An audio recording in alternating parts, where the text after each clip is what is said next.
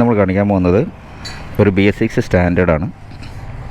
അതെടുക്കുമ്പോൾ എന്തൊക്കെ കാര്യങ്ങൾ ശ്രദ്ധിക്കേണ്ടതെന്നുള്ളതാണ് വീഡിയോയിൽ ചെയ്യാൻ പോകുന്നത്. ഞാൻ തൊലഹത്ത് റോൾ കസ്റ്റമേഴ്സ് കാവനൂർ. ഇത് നമ്മൾ വെച്ചേക്കുന്ന ആഫ്റ്റർ മാർക്കറ്റ് സൈലൻസറാണ് കേട്ടോ. തുരുമ്പ് പിടിച്ചിട്ടുണ്ട്.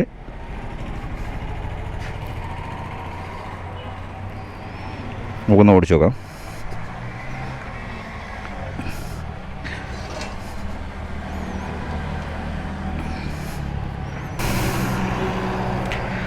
BS6 സ്റ്റാൻഡേർഡ് എന്ന് പറഞ്ഞു കഴിഞ്ഞാൽ കിക്ക് സ്റ്റാർട്ട് മാത്രം അവൈലബിൾ ആയിട്ടുള്ളൊരു വണ്ടിയാണ്. അതേമാതിരി ഇതിൽ വേറൊരു കാറ്റഗറി വരുന്നുണ്ട് BS6 KS എന്ന് പറഞ്ഞ മോഡൽ. അത് കോസ്മെറ്റിക്കലി എന്താ പറഞ്ഞാൽ പഴയ മോഡൽ വണ്ടികളുടെ ടാങ്ക് ലൈനിങ് ഒന്നും ഉണ്ടാവില്ല. അതേമാതിരി എൻജിൻ സെൻറ്റർ കേസ് ബ്ലാക്ക് ആയിരിക്കും വരിക. കോസ്മെറ്റിക്കൽ ചെറിയ ചേഞ്ച് ഉണ്ട്. അത് റെട്രോ സ്റ്റൈൽ എന്ന് കഴിഞ്ഞിട്ട് ഒരു ഇലക്ട്രയുടെ ഒരു രൂപത്തിലാണ് വണ്ടി, ഇലക്ട്രയുടെ ഒരു ടാങ്കിൻ്റെ രൂപത്തിലാണ് ഉണ്ടാവുക. അത് KS കിക്ക് സ്റ്റാർട്ട് മോഡൽ എന്നാണ് പറയുക. അത് കഴിഞ്ഞാൽ അത് ES പറഞ്ഞ മോഡൽ വന്നിട്ടുണ്ട്, ഇലക്ട്രിക് സ്റ്റാർട്ട് മോഡൽ. പക്ഷേ ഈ 3 വണ്ടിയുടെയും പെർഫോമൻസ് സെയിം ആണ് എന്നുള്ളതാണ് വാസ്തവം.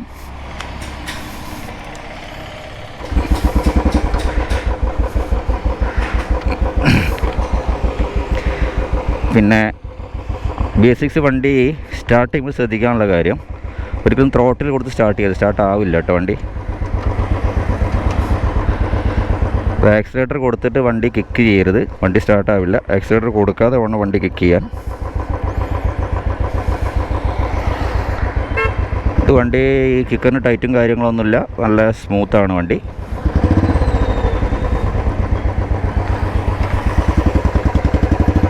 എക്സോസ്റ്റ് നോട്ടുകൾ കേൾക്കണമെന്നോ അറിയില്ല. സൈലൻസർ ആഫ്റ്റർ മാർക്കറ്റ് വെച്ചുകൊണ്ട് തന്നെ നല്ല മുഴക്കുള്ള ശബ്ദം ഇതിന് കിട്ടുന്നുണ്ട്. അത് UC എഞ്ചിനിൽ മാത്രമേ ആ ഒരു സൗണ്ട് കിട്ടുള്ളൂ. CI എഞ്ചിൻ കഴിഞ്ഞ് UC എഞ്ചിനിൽ മാത്രമേ സൗണ്ട് കിട്ടുള്ളൂ. നമ്മൾ J സീരീസിലൊന്നും സൈലൻസർ മാറ്റി വെച്ചാലും ഈ ഒരു ബാസി നോയ്സ് കിട്ടില്ല.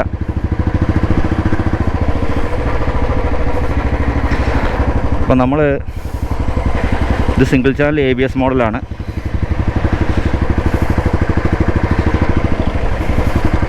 ഈ വണ്ടി എടുക്കുമ്പോൾ ആദ്യമായിട്ട് ശ്രദ്ധിക്കാനുള്ളത് MIL തെളിഞ്ഞ് നിൽക്കണോ തന്നെയാണ്. ഇതിന് MIL തെളിഞ്ഞ് നിൽക്കുന്നുണ്ട്, അത് നോക്കുക.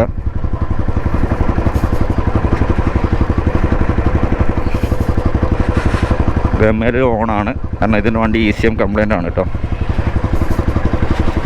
ECM കംപ്ലൈൻ്റ് ആണ്. ഇത് നമ്മൾ ബൈപ്പാസ് ചെയ്തതാണ് ത്രോട്ടിൽ ബോഡി, അതുകൊണ്ടാണ് ഈ ഐഡ്ലിംഗ് ഒക്കെ സ്മൂത്തായി നിൽക്കുന്നത്. അതുകൊണ്ട് തന്നെ ECMൻ്റെ കംപ്ലൈൻ്റ് ആണ്. ECM കംപ്ലൈൻറ്റ് മാറ്റിയാലേ ആ ഒരു MIL ഓഫാക്കാൻ പറ്റുള്ളൂ നമുക്ക്.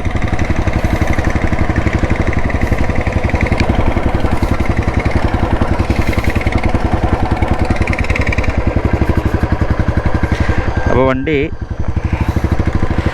സ്റ്റാൻഡേർഡ് എടുക്കുന്ന സമയത്ത് സ്റ്റാൻഡേർഡ് ആണെങ്കിൽ KS ആണെങ്കിലും ES ആണെങ്കിലും, അപ്പോൾ എനിക്ക് എപ്പോഴും ഞാൻ പറയാറുണ്ട്, ഇന്നത്തെ ആ ഒരു കാലത്ത് യോജിച്ചൊരു വണ്ടിയല്ല കിക്ക് സ്റ്റാർട്ട് മാത്രമുള്ള വണ്ടി. എപ്പോഴും നമുക്ക് ഏറ്റവും ഈസി ടു യൂസാണ് ഇപ്പോൾ നോക്കേണ്ടത്.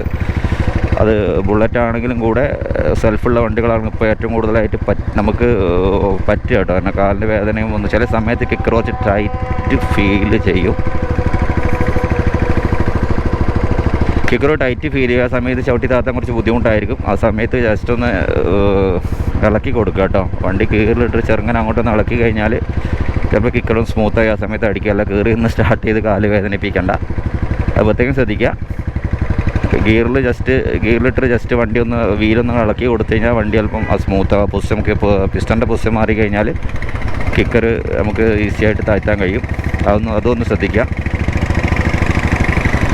പിന്നെ വണ്ടി എടുക്കാൻ പോകുന്നവരാണ് ഈ സാധാരണ ഇപ്പോൾ കാർബറേറ്റർ വണ്ടിക്ക് നല്ല ഹൈ മാർക്കറ്റുള്ള ടൈമാണ്. ഹൈ മാർക്കറ്റിന് വളരെ അനാവശ്യമായിട്ട് നല്ല മാർക്കറ്റാണ് എന്ന് പറഞ്ഞിട്ട് വിൽക്കുന്നൊരു സമയമാണ് കാർബറേറ്റർ വണ്ടി. കാരണം എന്താണെന്ന് വെച്ചാൽ നമുക്ക് BS6 വണ്ടി ECM ആയതുകൊണ്ട് തന്നെ അതിന് കംപ്ലയിൻസ് ആണ്, സെൻസറിന് അതിന് കംപ്ലയിൻസ് ആണ് എന്ന് പറഞ്ഞിട്ട് പിന്നെ കാർബറേറ്റർ വണ്ടിക്ക് ഒരു അനാവശ്യ മാർക്കറ്റ് ഉണ്ടാക്കിയിട്ട് നല്ല വിലക്ക് വിൽക്കുന്ന പ്രവണതയാണ് ഇപ്പോൾ ഏറ്റവും കൂടുതൽ കണ്ടുവരുന്നത്.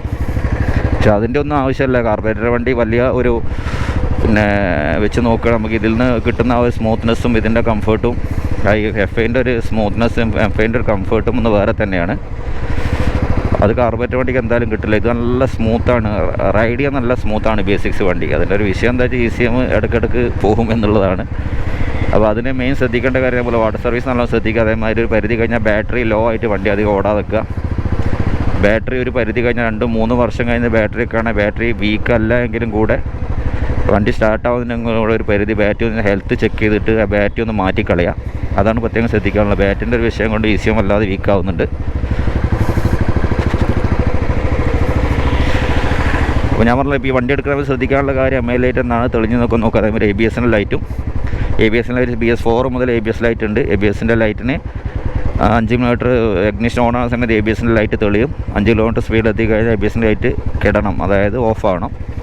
അത് ഓഫ് ആവുന്നുണ്ടെങ്കിൽ ABS ഓക്കെ ആണ്. ABS ഓക്കെ അല്ല എന്നുണ്ടെങ്കിൽ നിങ്ങൾ ABSൻ്റെ കാര്യം ചെക്ക് ചെയ്തിട്ട് ഒരു സെൻസറാണെന്നുള്ളത് പറയും. ആ സെൻസറാണെന്നുള്ളത് അവരോട് സെൻസർ മാറ്റി തരാൻ പറയുക, എന്നിട്ട് മാത്രം വണ്ടി എടുക്കുക. അതല്ലെങ്കിൽ മോഡുലേറ്റർ മാറ്റേണ്ട ഒരു അവസ്ഥ വന്നു കഴിഞ്ഞാൽ വലിയൊരു ഭാരിച്ച ചിലവ് വരും, 16 സംതിങ് വരും. അതും അങ്ങനെയാണെന്നെങ്കിൽ ആ ഒരു പ്രൈസ് കുറച്ചിട്ട് ആ ഒരു വണ്ടി വാങ്ങിക്കുക കേട്ടോ. അത് BS4 BS6 മാത്രമല്ല, BS4 നോൺ ABS വരുന്നുണ്ട്. ABS വേണ്ടാത്തവർക്ക് അത് സെലക്ട് ചെയ്യാം. പക്ഷേ ABS പറഞ്ഞാൽ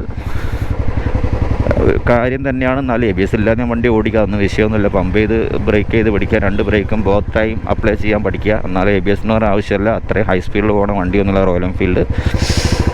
ABS ഇല്ലെങ്കിലും കൂടെ നമുക്ക് നല്ല രീതിയിൽ നമുക്ക് ഈ വണ്ടി പിടിച്ചു നിർത്താൻ പറ്റും കേട്ടോ. അങ്ങനത്തെ പ്രശ്നങ്ങൾ ടെൻഷനൊന്നും വേണ്ട. ABS കാരണം വലിയൊരു കാര്യമൊന്നായിട്ട് കാണണ്ട. ഇല്ല എന്നല്ല പറയുന്നത്, വീട്ടിൽ ലോക്കാവില്ല. പക്ഷേ നമുക്ക് പമ്പ് ചെയ്ത് ബ്രേക്ക് ചെയ്ത് ശീലിച്ച് കഴിഞ്ഞാൽ ആ വിഷയമൊന്നുമില്ല. പിന്നെ ഒരു 60-70 സ്പീഡിലൊക്കെ പോകുന്ന സമയത്ത് പെട്ടെന്നൊന്ന് ബ്രേക്ക് ചെയ്ത് കഴിഞ്ഞാൽ നമുക്ക് സാധാരണ ബ്രേക്കിംഗ് തന്നെ ധാരാളമാണ് എന്നാണ് എൻ്റെ എക്സ്പീരിയൻസ് കേട്ടോ. പിന്നെ നമ്മൾ ശ്രദ്ധിക്കാനുള്ളത്, ഞാൻ പറയാം, വണ്ടി ഓടിക്കുകയാണ്. വണ്ടി ഓടിച്ചിട്ട് ഡിസ്ക് ബ്രേക്ക് ഉണ്ട് വണ്ടി. ഡിസ്ക് ബ്രേക്ക് വണ്ടി ഇങ്ങനെ സ്പീഡിൽ ഓടിച്ചിട്ട് വണ്ടി ബ്രേക്ക് ഒന്ന് പിടിച്ചു നോക്കുക. അത് പിടിച്ചു ഒരു കുഴപ്പമില്ല, വണ്ടി ചാടുന്നോ തുള്ളുന്നോ ഒന്നുമില്ല. അതായത് ഫ്രണ്ടിൽ നിന്ന് ഇങ്ങനെ തുള്ളി കളിക്കുന്നുണ്ട്, ബ്രേക്ക് അപ്ലൈ ചെയ്യുമ്പോൾ വണ്ടി വെള്ളിൽ തുള്ളി കളിക്കുന്നുണ്ടെങ്കിൽ, ചാട്ടം വരുന്നുണ്ടെങ്കിൽ അതിന് ഡിസ്കിൻ്റെ റോട്ടർ കംപ്ലൈൻ്റ് ആണ്. ഞാൻ കഴിഞ്ഞ വീഡിയോയിൽ പറഞ്ഞിട്ടുണ്ട്. ആ റോട്ടർ കംപ്ലൈൻറ്റ് 2000 സംതിങ് വില വരുന്നത്, 2300 സംതിങ് 200 സംതിങ് വില വരുന്നുണ്ട് ഡിസ്കിൻ്റെ റോട്ടറിന്. അത് പുതിയ വില എത്രയാണെന്നുള്ള നാളെ ഡിസ്ക് റോട്ടർ നമ്മളെടുത്ത് ഞാൻ നാളെ വീഡിയോ കാണിച്ചു തരാം. പുതിയ വില എത്ര വരുന്നതെന്നുള്ളത്, GSTക്ക് ശേഷമുള്ള വില. GST പിന്നെ കുറവ് വന്നിട്ടുണ്ടല്ലോ, അതിന് ശേഷമുള്ള നാളെ അപ്ഡേറ്റ് ചെയ്ത് തരാം. എന്നാലും ആ ഒരു സംഖ്യ നല്ല നോക്കുക. അതേമാതിരി വിട്ട് ത്രോട്ടിൽ കൊടുക്കുക വണ്ടി ഓടിക്കുന്ന സമയത്ത് കേട്ടോ. അപ്പോൾ ഞാൻ കാണിക്കുന്നത്, ഇപ്പോൾ ഞാൻ ഒരു ചെറിയ കയറ്റം കയറുകയാണ്. ഈ കയറ്റം കയറുന്ന സമയത്ത് എഞ്ചിൻ്റെ ഉള്ളിൽ നിന്ന് യാതൊരു ശബ്ദവും വരുന്നില്ല. സ്മൂത്തായിട്ട് റൈഡിങ്, അതായത് ത്രോട്ടിൽ കൊടുക്കുന്ന റണ്ണിങ് സൗണ്ട് മാത്രമേ ഉള്ളൂ. ഈ സമയത്ത് എഞ്ചിനിൽ നിന്ന് അല്ലെങ്കിൽ ഇടിപ്പ് വരികയാണെന്നുണ്ടെങ്കിൽ അതിൻ്റെ ക്രാങ്കിൻ്റെ ബെയറിങ് പോയി തുടങ്ങി എന്നുള്ള ലക്ഷണമാണ്. കയറ്റം കയറുമ്പോൾ വരുന്നുണ്ടെങ്കിൽ, നോർമൽ റണ്ണിങ്ങിൽ അത് വരുന്നുണ്ടെങ്കിൽ ക്രാങ്ക് ബെയറിങ് പോയിട്ടുണ്ട്. ക്രാങ്ക് ബെയറിംഗ് എന്ന് പറഞ്ഞാൽ എഞ്ചിൻ വർക്കാണ്. എഞ്ചിൻ്റെ മെയിൻ ക്രാങ്കിൻ്റെ ബെയറിംഗ് ആണ് പോകുക. എഞ്ചിൻ കംപ്ലീറ്റ് അയക്കണം. അപ്പോൾ അങ്ങനെയൊന്നുള്ള വണ്ടി കയ്യിൽ നിന്ന് ഒഴിവാക്കുക. അല്ലെങ്കിൽ ആ ഒരു പ്രൈസ് എഞ്ചിൻ പണി എടുക്കുക എന്നുള്ള നല്ല ശ്രദ്ധിക്കേണ്ട കാര്യങ്ങൾ. എഞ്ചിൻ വർക്ക് എടുക്കുകയാണെങ്കിലും കൂടെ ഒറിജിനൽ പാർട്സ് വെച്ച് മാത്രം സെറ്റ് ചെയ്ത് ഇറക്കാൻ നോക്കുക. എന്നാലേ ആ ഒരു കറക്റ്റ് പെർഫോമൻസ് അത്രയും ലാസ്റ്റിങ് ആ വണ്ടി കിട്ടുള്ളൂ.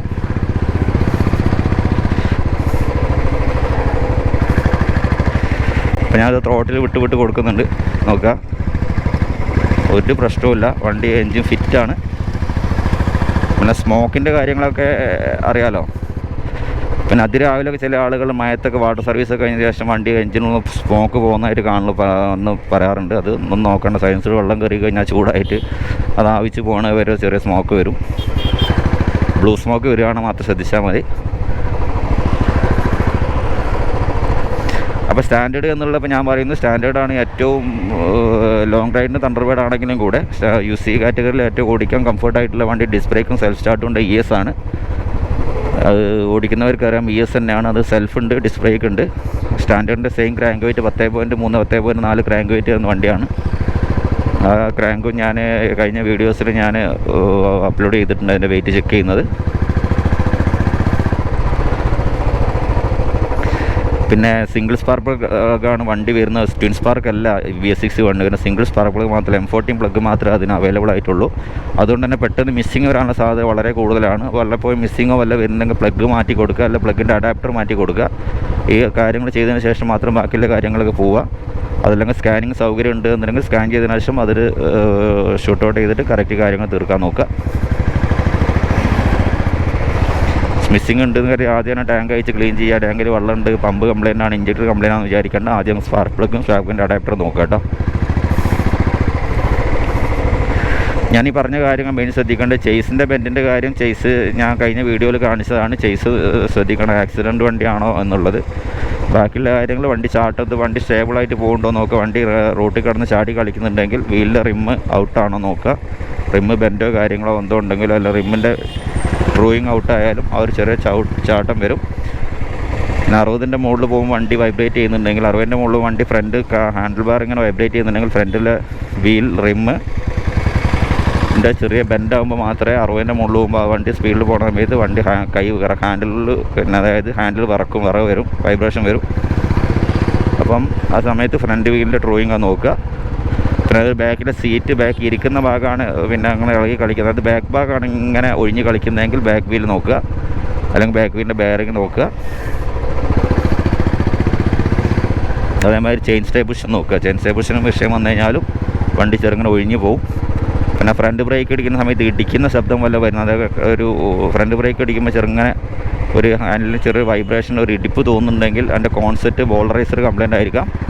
അപ്പോൾ ബോളറൈസർ ടൈറ്റ് ചെയ്യുകയാണെങ്കിൽ ടൈറ്റ് ചെയ്ത് നോക്കുക. ടൈറ്റ് ചെയ്ത് ജാമാണെന്ന് ബോളറൈസറിന് മാറ്റേണ്ടി വരും. 1000 ചിലവ് വരുന്ന കേസാണ്. ഇതൊക്കെ നമ്മൾ അതിൽ നിന്ന് റെഡ്യൂസ് ചെയ്യുക കേട്ടോ. പിന്നെ ഡിസ്ക് ബ്രേക്കാണ് ബ്രേക്ക് സെൻറ്റർ സ്റ്റാൻഡിൽ കയറ്റിയിട്ടതിന് ശേഷം പിന്നെ ഫ്രണ്ട് വീലൊന്ന് കറക്കിയിട്ട് ഡിസ്ക് ബ്രേക്ക് അപ്ലൈ ചെയ്ത് നോക്കുക. ബ്രേക്ക് അപ്ലൈ ചെയ്തിട്ട് വല്ല ജാം ഫീൽ ചെയ്യുന്നുണ്ട്, അതായത് റിലീസായിട്ട് ബ്രേക്ക് ഒഴിവാക്കിയതിന് ശേഷം വീല് ഫ്രീ ആയിട്ട് കറങ്ങുന്നില്ലെങ്കിൽ ഫ്രണ്ട് ബ്രേക്ക് ജാം ആയിരിക്കും. അപ്പോൾ അത് നോക്കുക. അങ്ങനെ ഓടിക്കഴിഞ്ഞാൽ മൈലേജ് നല്ല രീതിയിൽ ബാധിക്കും. അതൊന്ന് ശ്രദ്ധിക്കുക കേട്ടോ.